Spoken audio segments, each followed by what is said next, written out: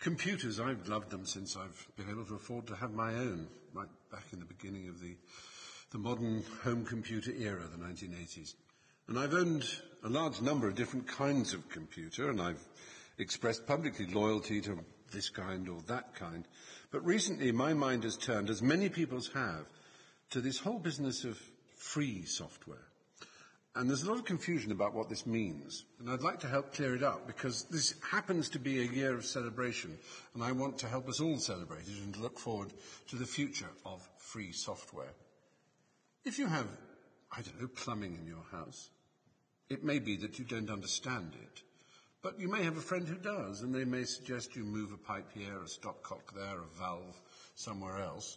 And you're not breaking the law by doing that, are you? Because it's your house and you own the plumbing. You can't do that with your computer. You can't actually really fiddle with your operating system. And you certainly can't share any ideas you have about your operating system with other people. Because Apple and Microsoft, who run the two most popular operating systems, are very firm about the fact that they own that. And no one else can have anything to do with it. Now, this may seem natural to you. Why shouldn't they? But actually, why can't you do with it what you like? And why can't the community at large alter and improve and share? That's how science works, after all. All knowledge is free, and all knowledge is shared in good science. If it isn't, it's bad science, and it's a kind of tyranny. And this is really where it all started. A man called Richard Stallman. He decided 25 years ago almost to this very date, he decided to write a whole new operating system from the ground up.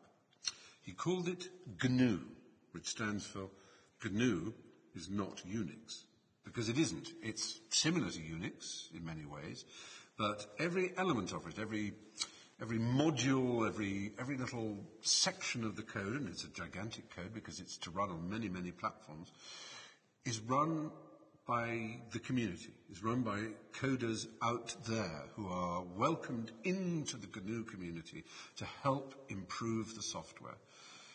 Every distro, as they're called, every distribution of GNU is tested and worked upon and refined by people whose only interest is in creating the perfect operating system that can be used across the spectrum of platforms by as many users as possible. Now, there came a time when the kernel, which is the sort of central part of an operating system, needed to be written, and a man called Linus Torvald, of whom you may have heard, wrote the kernel, and it was named after his name, Linus. It was known as Linux, or Linux, as some people pronounce it. And Linux is the kernel that runs within GNU. And I'm here, as it were, simply to remind you that GNU and Linux are the twin pillars of the free software community.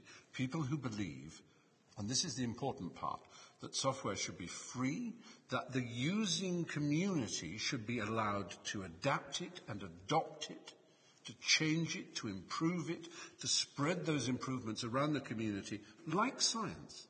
That's basically what it's saying. In the same way that good scientists share everything and all knowledge is open and free, so it should be with an operating system.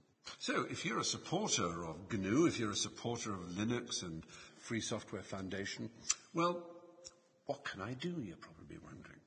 The most obvious thing you can do is use a GNU Linux operating system on your own computer. It's a lot easier than you might think. Go to GNU.org and see if you can find a distribution that suits you.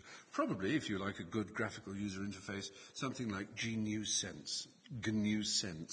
You'll see it there on GNU.org. Or, if you're a really smart cookie, you might want to do your own coding. You might want to contribute to the sum of knowledge that makes GNU and Linux what they are. Either way, I hope you will join me in wishing GNU a very happy 25th birthday. Let's do that now, actually. So, happy birthday, GNU. 25 years old. The operating system of the future. Freedom!